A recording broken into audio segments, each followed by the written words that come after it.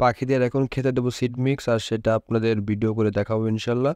এই যে আমার সিড মিক্স যে মিক্সার খাবারটা, এটা এখন সুন্দর করে আমি ওদের যে 5 রুমে 5টা বাটি আছে, 5টা বাটিতে এই খাবার দিয়ে দেবো।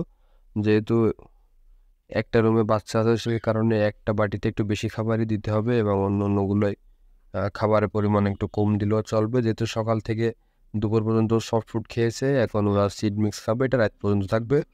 আর এর ভিতর আমার কবুতর চলে আসছে 2টা আমার কাছে। যেহেতু দেখতে পারতেছে আমি পাখির ঘরে আসি, এই কারণে ওরা ভাবছে যদি কিছু খাবার পাওয়া যায়, সেজন্য চলে আসছে। মাশাল্লাহ, এই কবুতর জোড়ার কোলেও বাচ্চা আছে। ইনশাল্লাহ 2-1-এর ভিতর ওদের বাচ্চার একটা ভিডিও দেবো আপনাদের। আর এখানে আমার যে পাখিগুলো আছে, সব পাখিগুলো অপেক্ষা করতেছে, যেহেতু ওদের সামনে আমি খাবারের বাটিতে খাবার দিচ্ছি, ওরা ওটা বুঝতে পেরে খাওয়ার জন্য পাগল হয়ে গেছে। আর এই যে আমার কোয়েল পাখি, মাশাল্লাহ সব পাখিগুলো আল্লাহর রহমতে সুস্থ আছে বেশ।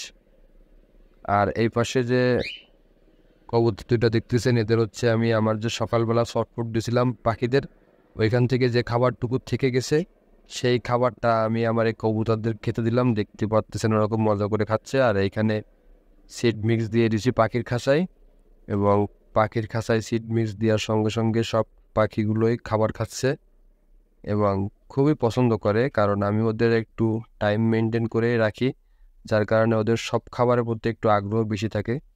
কারণ অনেকেই আছে শুধু সকালবেলায় সিড মিক্স দিয়ে রাখে এবং রাত্রে উঠায়, আমি অমন না। আমি ওদের ডেইলি চার্ট করা আছে, আমি সেই চার্ট অনুযায়ী প্রতিদিনই খাবার দিই, যার কারণে ওদের ওদের পেটে ক্ষুধাও থাকে এবং ওদের খাবারের প্রতি আগ্রহ থাকে।